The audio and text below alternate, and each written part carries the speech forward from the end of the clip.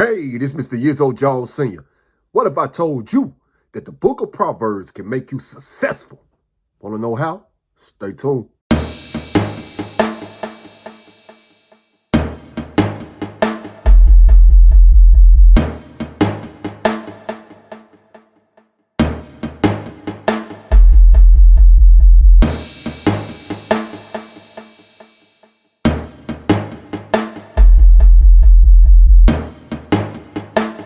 Today we're going to be discussing three topics. Now, the first topic we're going to be discussing on is the benefits of respecting and obeying the Lord, being obedient to our Heavenly Father's word. The second topic we're going to be discussing about is dealing with angry people.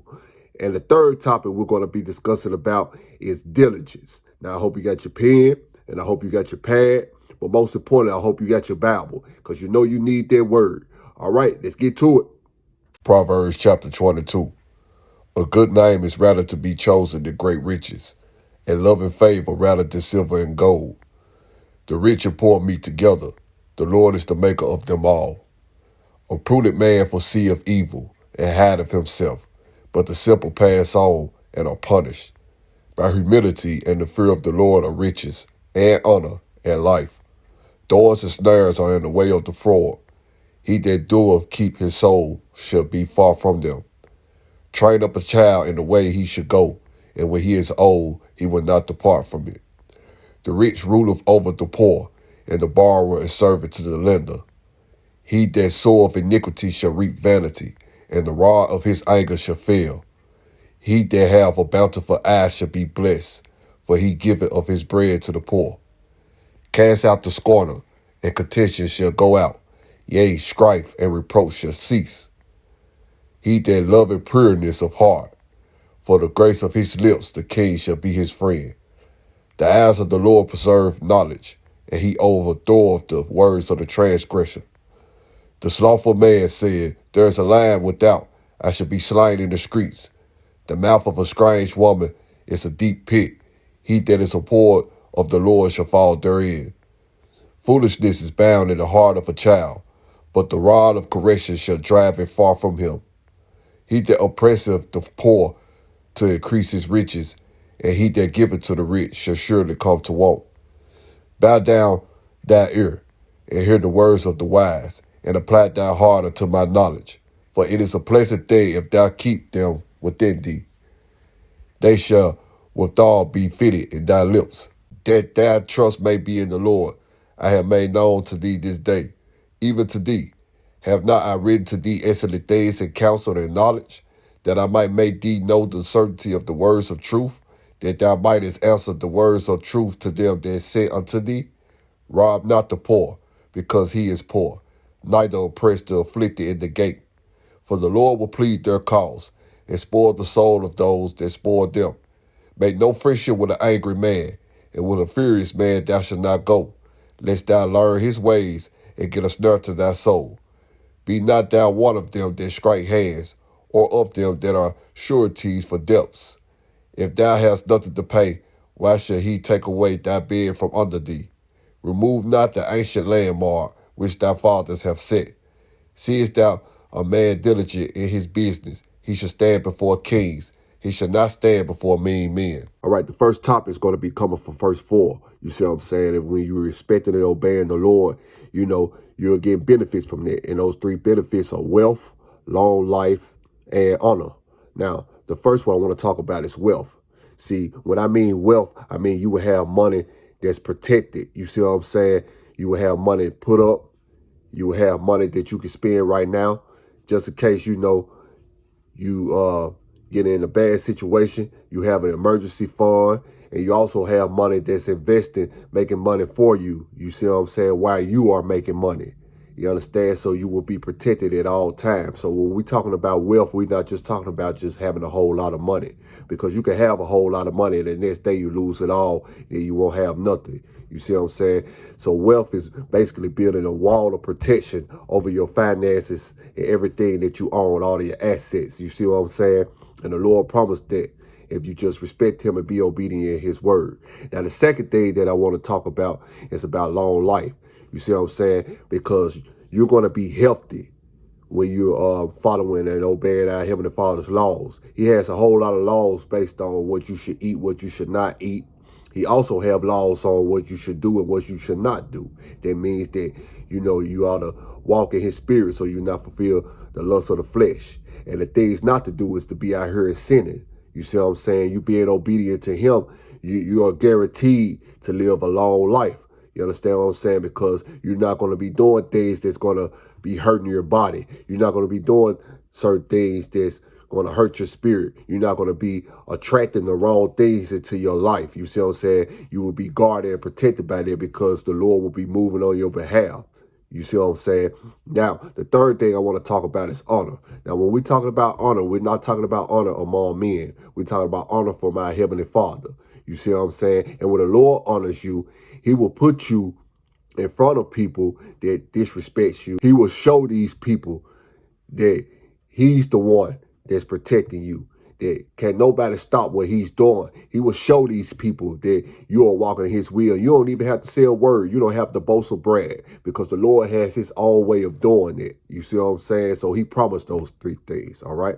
Now, we want to move on to our second topic. We're going to be coming from verse 24 and 25. And it's basically saying, do not be friends with an angry person. You see what I'm saying? Because you'll end up just like them. I'm going to be dropping some quick jewels to you. So I want you to take heed to these things. You see what I'm saying? When you're hanging around an angry person, see, this person is subject to do any type of evilness. You see what I'm saying? There's nothing that you can do to calm this person down. You see what I'm saying? This person right here has so many evil spirits on them. And just by you even conversating with this person and constantly talking to them, those evil spirits will fall on you. So if you're not witnessing to that person, or if you're not praying for that person, if the Holy Spirit has led you to pray for that person, and then, once you pray and do what you're assigned to do and leave, if you don't and you still talking with this person, then 9 times out of 10, you're going to be influenced by this person because they have so many influencing spirits. They might be talking bad about somebody or might be talking bad about a position at their job. And they will convince you that they are right. So do not make no friends with that person because you will, end up just like them. You see what I'm saying? That person will have you caught up in the mix of what's going on with them. Because this person cannot control their emotions, so therefore they cannot control their actions or what they're doing. And those evil spirits will rub off on you because it'll rub off on you even worse because you're standing there like a fool listening to them and agreeing to them. Now, the third topic that I want to be discussing about is diligence. Okay. Now, when you do things diligently, you're going to do things right. You're going to take the time, you're going to sit down, and you're going to plan everything before it is done. You see what I'm saying? Even if you're on a job and you don't know what that job is, before you even get to work, this is how you plan. You pray to the Lord and ask him to give you instructions on how to live your day. And the Holy Ghost will intervene for you. So when you go and do a certain job, you see what I'm saying? The Holy Ghost is already within you. And you pray that you do everything diligently. Ask questions. If you don't understand something, ask questions before you do it. Even if you are doing it, if you don't understand something, you pull a person to a side that has more knowledge and information on it, and you ask that person a question. Make sure everything that you do is correctly and right. And you putting in the effort, you see what I'm saying, to have the best work ethic. Despite of if you don't feel like working or not, you're doing it because you're doing it to please our Heavenly Father, King Jesus Christ, for blessing you with the job that you have. You see what I'm saying? You're going to stand out. You got your managers, you got your supervisors, you have your lead people, and you have the big boss. All of those people are going to come and they're going to know exactly who you are. You might not.